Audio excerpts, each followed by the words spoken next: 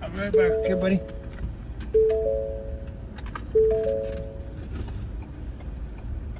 Where you going?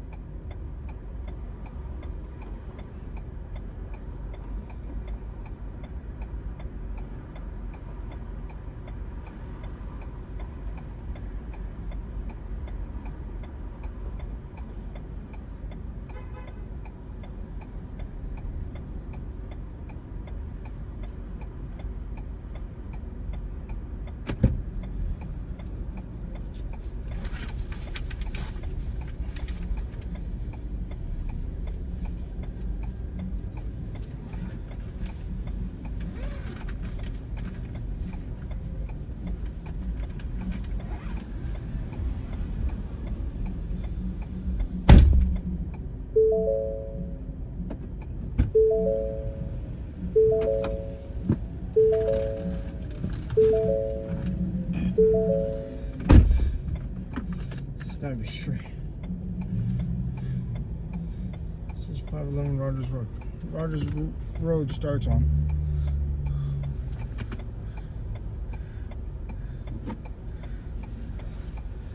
This is on Oakwood, so it's straight ahead.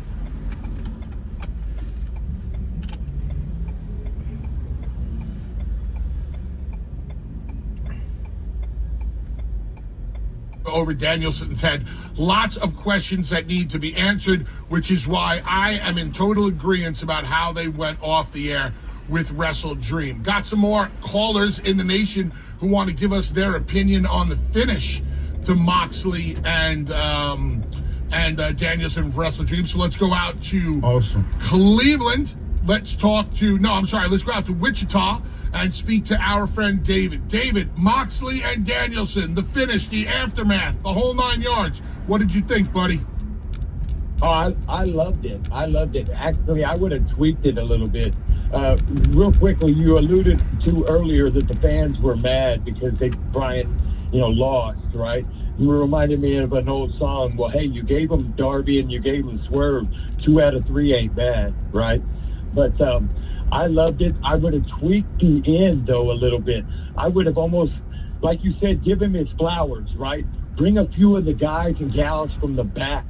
That's where I would have brought, and then bring Darby and Wheeler, and you do the beat down in front of the guys and girls in the back, standing out there, and, because some heat's better than no heat, right? And that would have brought massive heat, I think, and ended the show just like that. But I'm just as intrigued all across the board for what come out of Wrestle Dream for Dynamite, not just with Moxley in the bag, but where they're going to go with Swerve and Shelton Benjamin and Will Ospreay and how that's going to play out. I think that last week, Mark, it might have been you and Dave. Really, it might have been you and Dave. But you said, what does AEW need to do at Wrestle Dream? And it was kind of hit it out the park. I think they started to hit it out the park. It's still going up in the air, and Wednesday will be a telltale. Thanks for taking my call, guys. Yeah, buddy. We'll see what happens, call, man. David. Hopefully enough people tuned into Wrestle Dream that want to see Dynamite this Wednesday night and all of the follow-up.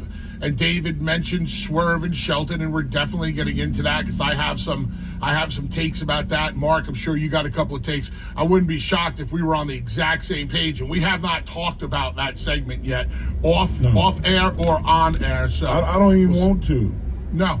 Once we get to it, that's when we'll talk about it for the first time. Let's go down to Orlando, who's still dealing with some of the repercussions from Hurricane Milton that came through there. Ricky, how you doing? How'd you make out with Milton, Ricky? Hey, good morning, Bully. Good morning, Mark. Hope you guys are doing fantastic. Shout out to the Florida Nation. We're still recovering. So Tampa is probably the one that got hit the hardest. They're in recovery mode. Shout out to the power line guys that did all the repairs out here. They got about 95% of the power up for the areas that were hit the most. So talk to me about Wrestle Dream, Ricky.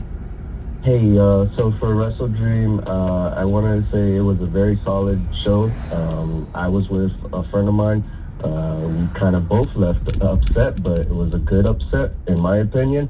I had a somewhat of another scenario just to put it over the edge. I just wanted to see. I don't need fantasy booking. That's what me and Mark do around here. We clean things up. Tell me how you felt about the end of the show. I was very at first when Wheeler came out. I thought he was just actually going to help Daniel get Brian Daniels to get on his feet and everything, and it was a shocker. That's exactly what we need in AEW as of right now. So I'm very tuned in. I'm going to be watching Dynamite for sure. So okay, so shock and awe, they got that accomplished. You're going to be watching Dynamite. They got that accomplished. Do you hate Moxley and the BCC any more today than you did last week? Ricky. Yes, I hear you. Yes, Ricky's. Did you hear me? Yes, I hear you loud and clear. So what's the answer? I would say they push it just a little bit over the edge. So yes, I am a little mad at them for actually taking out one of our heroes in AEW. So thank you, Ricky. I appreciate the phone call as always. I would love to hear from somebody today, Mark, who was very vocal on social media about why they hated the finish. Also, a lot of people who hated the way they went off the air are AEW haters who do nothing but go on social media and bash AEW for no matter what they do. Like, it's as if they can do no right. But if you're one of those people who genuinely disliked the finish, disliked the ending, tell us, please call in. Tell us why. Like, some of the things that I heard was, oh, you should have gave the people what they wanted. They knew it was going to be Danielson's last match. You should have sent them home happy. How could you do this? Dude, there's a bigger picture here. And most of the time, the know-it-alls know nothing at all. So that's the majority of the time, especially when it comes to social media, Mark. The know-it-alls, they know nothing at all. Or they just standing there with a match, waiting on somebody to pour the gasoline. There's a lot of those too. Mark, Pete Rose, one of my favorite baseball players for a variety of reasons. I watched Pete Rose play for years and years and years and years. I wouldn't think about telling Pete Rose how to hit a ball because I've never stood in the batter's box like Pete Rose has. I've never choked up on the bat. I've never stood in the front of the box or the back of the box. I've never crowded the plate or backed away from the plate. I never knew how to pull the ball or go the other way with it.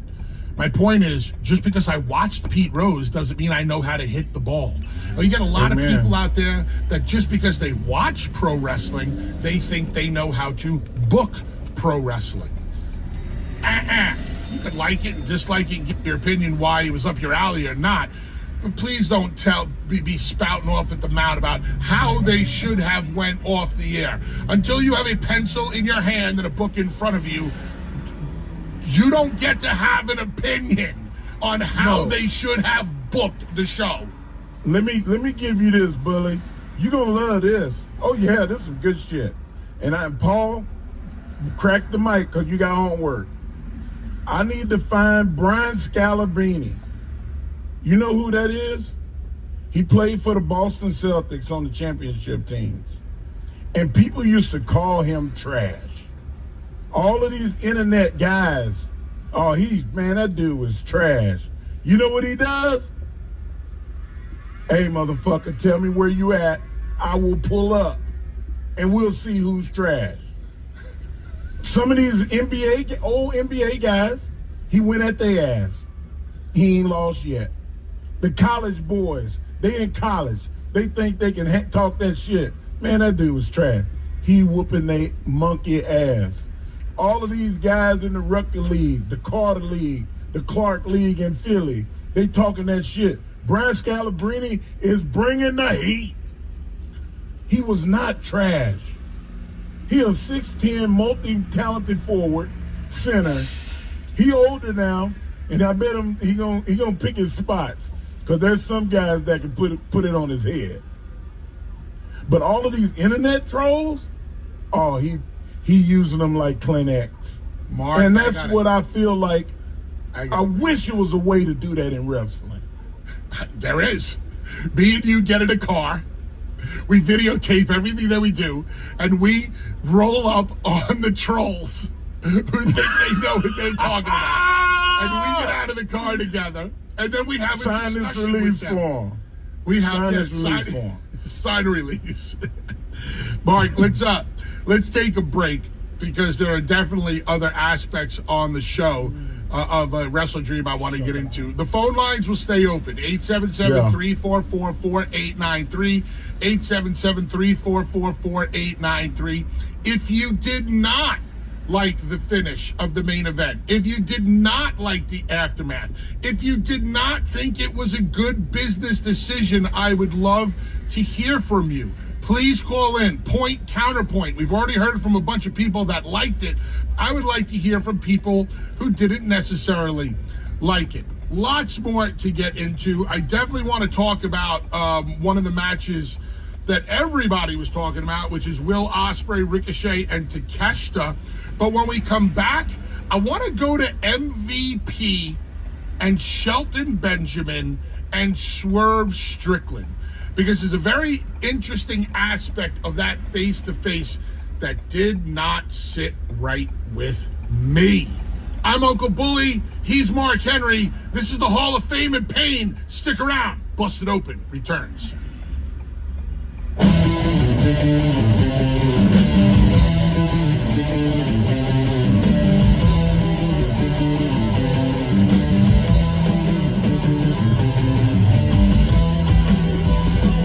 Back here on Busted Open, Hall of Fame and Pain edition. World's Strongest Man, Mark Henry. Everybody's favorite uncle, me, Uncle Bully. Don't forget about Busted Open After Dark tonight, immediately following Monday Night Raw. Come on over here to Busted Open. Tommy Dreamer, talking Raw on Busted Open After Dark, 10 p.m. Eastern, 10 to 11 Eastern. So tune in to Tommy and a big edition of Busted Open After Dark. Man, I'm loving it. By the way, just so you know, both of y'all, I love the fact that y'all are not. I think that a lot of time, I mean, I ain't never have to worry about you. I thought Tommy would be really nice sometimes. Last couple of weeks, Tommy has been like, no, you don't know as much as you think. And that's not usually Tommy. I think that when Tommy's on with us in the morning, I don't think he's completely awake. Because at night, Tommy different. Am I making this up? If you don't listen to After Dark, y'all need to listen to Tommy. I said this the last time I was on talking about it. Tommy told the fan, one of the callers called in and basically said that they were bored with stuff. And Tommy said something about the person, significant other probably being bored with them. It's a different Tommy. I'm like, who is this? Got to tune in tonight, 10 p.m. Eastern, right here on Busted Open. Man, y'all need to tune in. Listen to Tommy tonight. He's something else in the evening. It ain't that morning time. We're lying down. Go back. Mark, man, back to Wrestle Dream. There was a segment on the show where we saw Swerve come out with Nana talking about a bunch of stuff. Out comes MVP. MVP busts the whole segment. Swerve was talking about, despite being beat up and having some nerve damage, he's been medically cleared. So the fans were happy to hear about that. He was about to talk about his future, and then, like I said, MVP comes out with Shelton. And MVP's wondering why Shelton has not gotten back to him. They go back and forth. Or Swerve. Why Swerve hasn't gotten back to him, my bad. They go back and forth. Looks like Swerve is going to turn on Nana. He says, Nana, you're coming up short on a lot of your duties. You're creating some problems for me. But at the end of the day, you're family, and I'll never turn my back on family. And Swerve gets right in MVP's face, which is fine. I had no problem with that. And when Swerve bowed up to MVP, all right, that's good. We're getting on.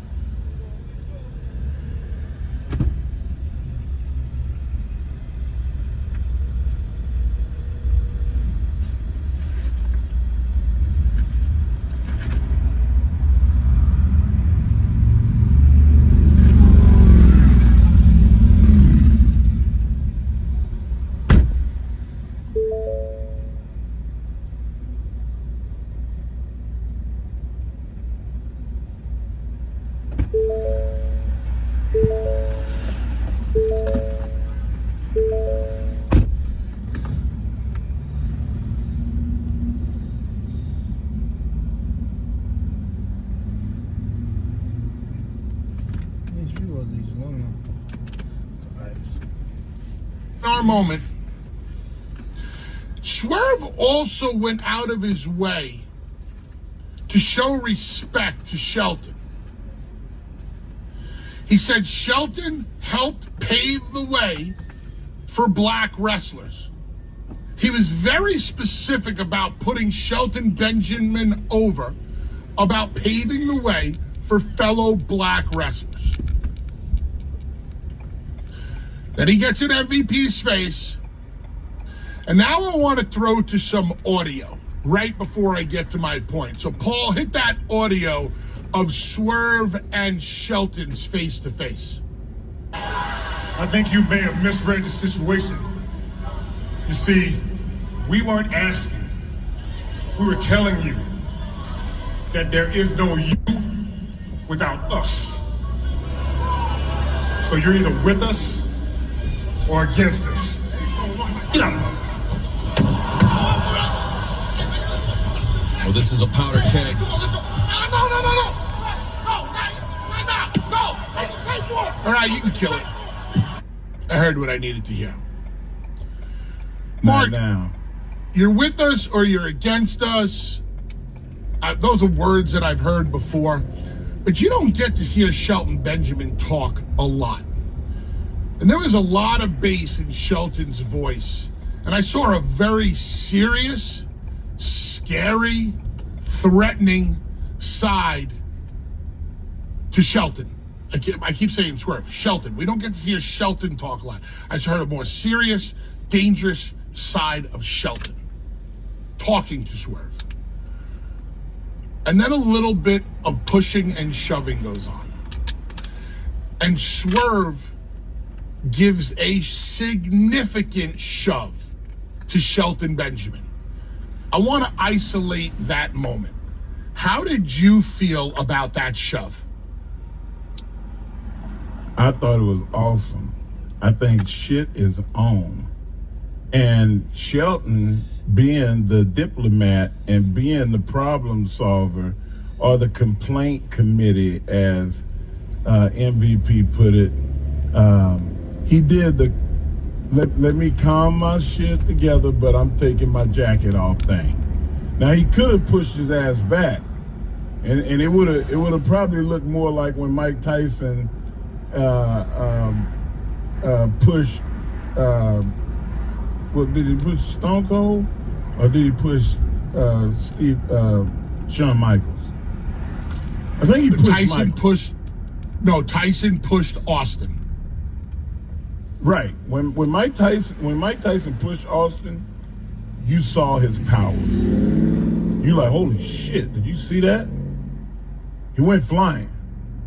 Shelton didn't go flying, but if Shelton had made that push, that's what it would have looked like. So now Shelton is regrouping himself, and he's getting angrier. It's a slow build to his anger. And I like that rather than being just off the reservation. There's enough off the reservation crazy people. I won't calculate it. And to hear Shelton talk, maybe you were misinformed. There is no question about it. You're either with us or you're against us. Like, when was the last time we heard Shelton get featured?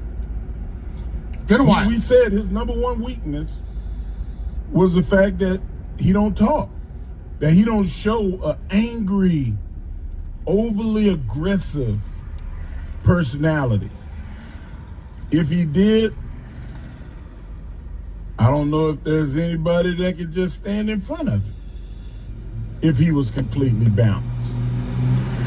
I pray to God, and I'm gonna put it in my prayers today, that's what we get with Shelton at AEW, because I've been wanting it for him for a long time. Over 15 years, I've seen arguably the best physical talent in my career wrestling. Everybody, count them up. I saw Shelton on his first day in Ohio Valley Wrestling. Walk from one turnbuckle all the way around the top of the rope like a cat. I seen Shelton incline 315 for 10. Now, all Serious you reps. strong 400, 500-pound benchers, go to the gym today and test yourself on the incline. Yeah, That's a 315 power 10 position. times. 315 is hard to do. Shelton is different. Matches that he had, great matches. You ever seen him have a bad match? No. It's hard to remember, but I guarantee you it wasn't because it lacked athleticism. That's for damn sure. And now if we can get a Shelton Benjamin that could talk and be a monster, which he never wanted to be. Me and Shelton were very similar. Our upbringings were surrounded with violence. And we didn't want to go to prison. We didn't want to act out and be the bad guy. Shelton always wanted to be liked, just like I did. But I made the most money I ever made being the bad guy. And I think Shelton, now that he's going to be the guy that'll smash your face, we might be talking about this moment next year as AEW didn't know what they got when they picked up Shelton Benjamin. So, Mark, based on everything you just said about Shelton Benjamin and him being a bad mother trucker in the ring and outside of the ring, I'll ask you again. How did you feel about Swerve shoving him? You still cool with I it? did not like it. No. So wait, earlier you said you liked it. I liked it because it lit the fire. But I don't like it from the standpoint that we didn't get to see something. We didn't get to see the tiger pounce. And Shelton always wear that Thundercat emblem. He looks at himself as a big cat. I feel like we got robbed and Swerve dodged a bullet.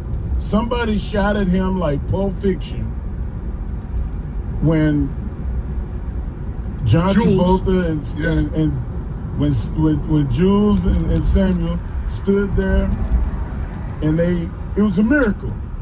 That's what we saw last night. And you know what? You're right, Bullet. I'm sitting up here like trying to, just loving the fact that we see the fire get lit.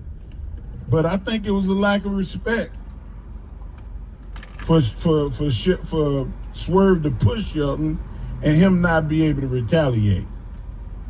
I'm glad we're having this conversation because you have answered all of the questions I was going to ask you anyway. So when I hear Swerve Strickland tell Shelton Benjamin, because it's like Swerve and MVP are going back and forth, but Swerve pumps the brakes and goes, oh, by the way, Shelton, yeah, I got a lot of respect for you because you did a lot for Black wrestling. It's almost like he's kissing his ass a little bit. He's respecting him. He's kissing his ass a little bit. He's chasing the hug a little bit because we all know that if Shelton wants to, whether it's in a ring or in real life, he can stretch 99.9% of the entire fucking wrestling business, period. End of story. There aren't many people in this industry that I have been in the presence of where I have said to myself, oh shit, I don't want to have to go at it with this guy. Shelton's one of them. And you being as big and bad and powerful as you two, I bet you two would have to go, oh man, I don't want to fight Shelton. I did. Oh. What are you talking about? All right, wait, hold on to that story. I definitely want to hear it, but hold on to that story. So after I heard what Swerve had to say, knowing how we're trying to present Shelton as this new version of himself, this bad mother trucker who gets up in your face and says, hey man, if you're not with us,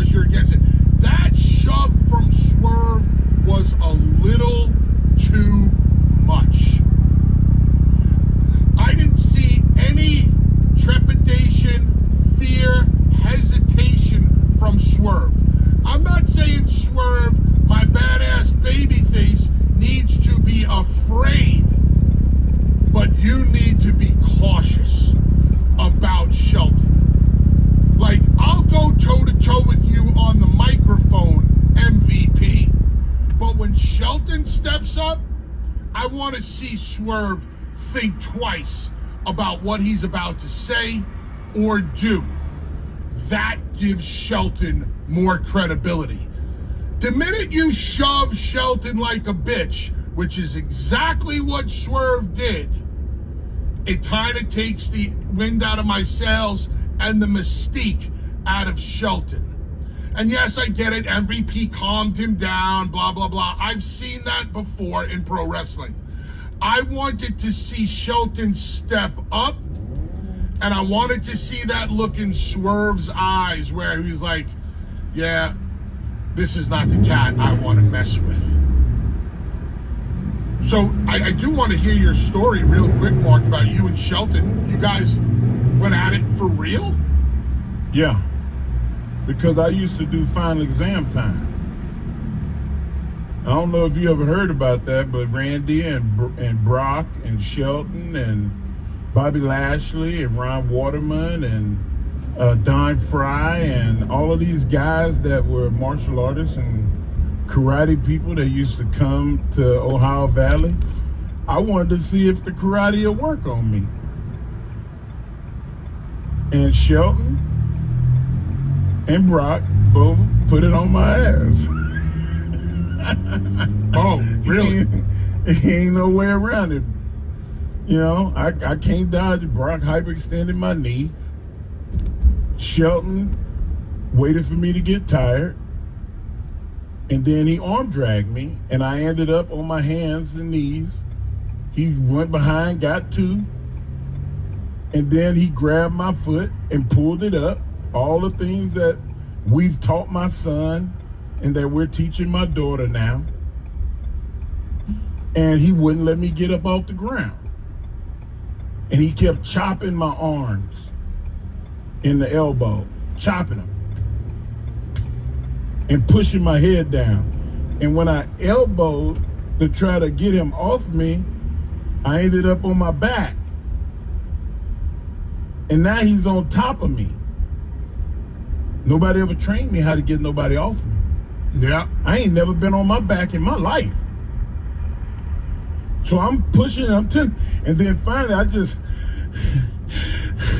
okay, get off me. You won. I couldn't breathe. That's what you got to deal with. When you get tired, there's no, okay, get off me. In the real life, when you get tired and he on top, you don't get your damn lights put out because you can't fight back. Swerve better pray to God that Shelton don't ask for a full contact match. Because if it was me and somebody pushed me, hey, you want to push me? You want to buy a bunch of people around to break it up? You want to pie face me? Okay, how about this? How about now we go to Tony and we say, Tony, Swerve want to fight. I want to fight. Put his ass in there with me. I don't need no ropes. All I need is a mat. And I will stretch his ass 5 ways from Sunday. You get that, Shelton? Man, I'm telling you, this world the Hurt will change. Business. I'm just calling them the Hurt Business because I don't know if they actually have an official name yet or anything. But the group that will soon, I'm assuming we're gonna get Bobby. We might get another addition to it, maybe like a Hobbs.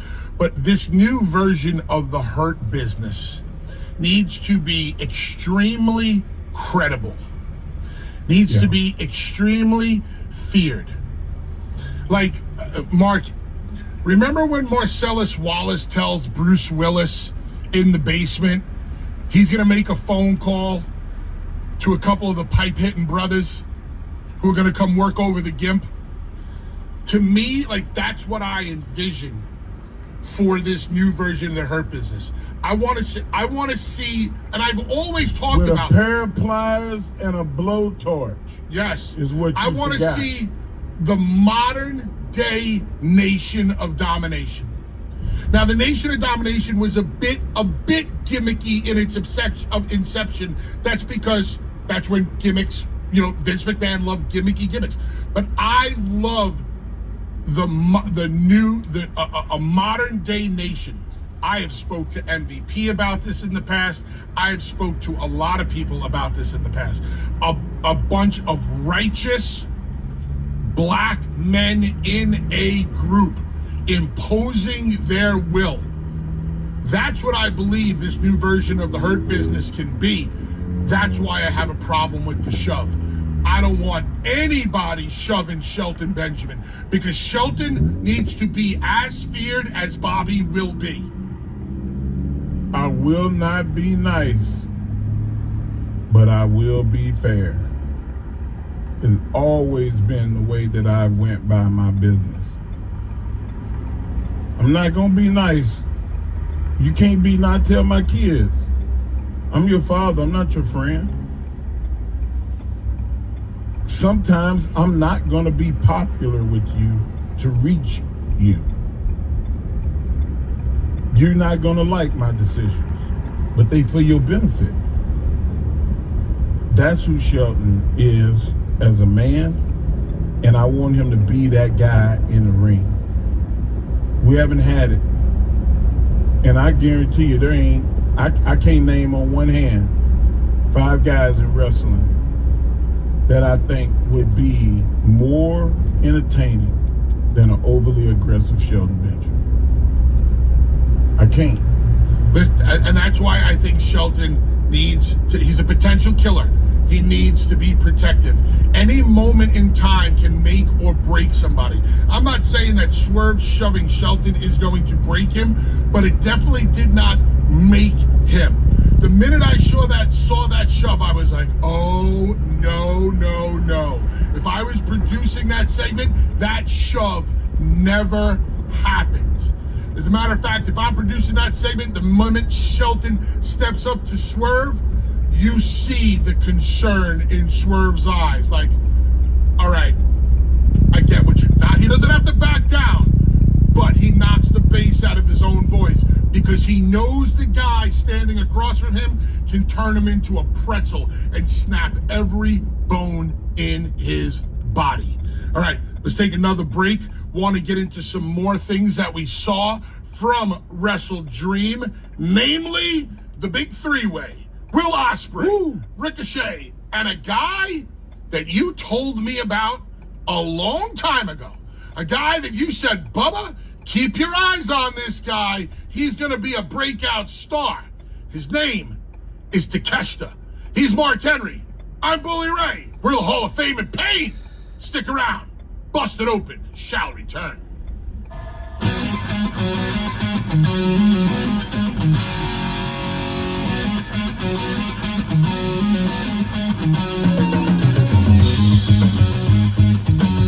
All hail the mighty Van Halen. Back here on Busted Open, Hall of Fame and Pain edition. 2 handsome men, 2 Hall of Famers, same class. Mark Henry, Bully Ray. Hell of a tag team. Thank you for all the love on the old Twitter machine. Mark, they love the Hall of Fame and Pain. I know they do. And they're not afraid to love. And they're not afraid to let us know. So thank you for all the props this morning. We appreciate you, Nathan. If me and Mark inspire you to pick up your Twitter machines and say some nice things, can't pay us any bigger of a compliment. So thank you, folks. I want to get into the 3-way with you, Mark, because there's lots to talk about from that match. But we are coming up against the break. And I want to give that match the time that I believe it deserves. I want to go off script for a second here. Not that we follow a script anyway. We do have a rundown, but something that wasn't on the rundown that I feel the need to address. I want to invite somebody on the show. And I'd like to know if you'd back me up on this. But most importantly, I'd like to know if the nation will support me and back me up on this. Because if you do support me, I need you to pick up your Twitter machine and let this person know that we support her. Dear Mariah May, I would like to personally invite you onto Busted Open, or onto Busted Open After Dark with me, Uncle Bully, on a Wednesday night. Unlike the ignorant mouth breathers at the press conference post Wrestle Dream, who did not have enough respect to ask you one question, as the AEW Women's Champion, who had the only women's match on the pay-per-view, they did not have enough respect. All of those wrestling journalists, all of those so-called know-it-alls, did not have the class, decency, or respect to ask you one question. I think that sucks. So Mariah, I would love to have you on Busted Open. I think our Busted Open fans would love to hear you on Busted Open. I know LaGreca would love to talk to you. I think we can set this up. Let's make it happen. I have lots of good questions for you about your career, about your rise to the top in AEW, about your current women's championship run, about what you're doing to constantly improve.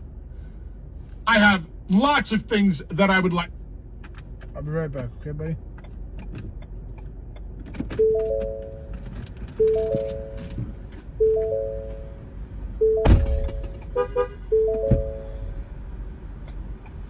Good job on food. You gotta work.